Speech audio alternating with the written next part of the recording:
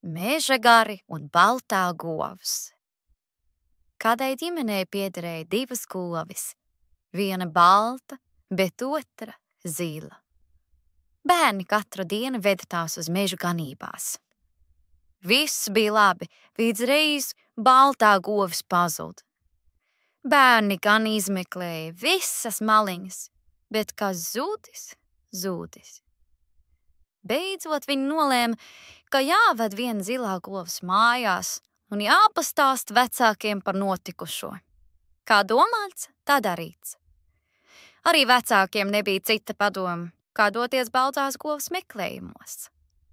Zilo govi ielika kūtī, un visi, gan lieli, gan mazi, devās meklēt balto govi. Riņķī staigājot, pagāja bez gala ilgs laiks, līdz pēkšņi izdzirda balto govi maujam. Meklētāji devās uz balas pusi, un tur arī viņa bija. Lopiņš bija piesiets pie koka, un vesels pulks meža garu ņēmās ap to. Kāda meita pats slauca balto gotiņu. Sākumā ļaudis bija gluži mēmi no brīnumiem, bet tad saimniece saņēma dūšu un jautāja: kāpēc jūs paņēmāt mūsu balto govi?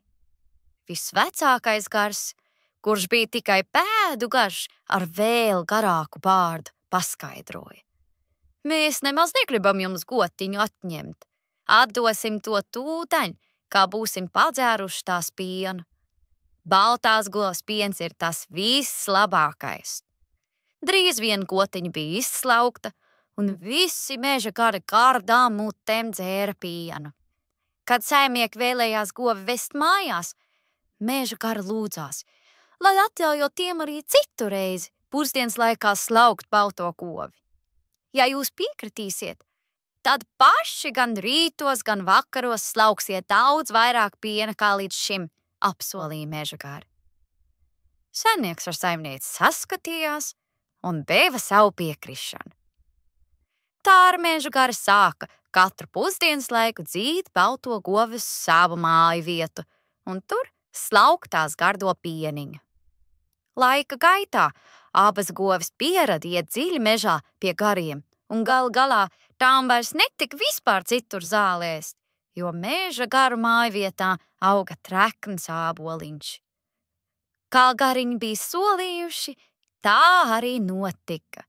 Baltā govs sāka dot daudz vairāk piena, un tas bija arī labi trekns. No tā saimnieki gatavoja sviestu, kura pietika gan pašiem, gan pārdošanai.